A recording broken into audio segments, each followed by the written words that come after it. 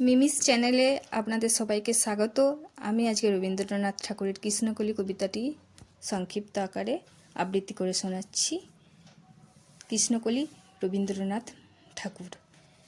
কৃষ্ণকলি আমি তারেই বলি, কালো তারে বলে গাঁয়ের লোক।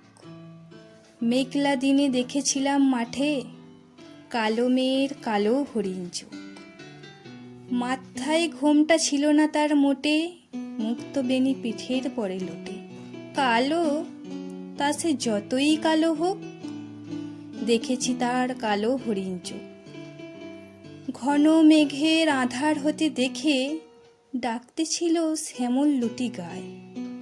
শ্যামা মেয়ে ব্যস্ত ব্যাকুল পদে, কুঠির হতে ত্রস্ত এলো তাই। আকাশ পানে হানি যুগল ভুরু, শুনলে বারেক মেঘের গুরু গুরু। কালো তা সে যতই কালো হোক, দেখেছি তার কালো হরিণ চোখ।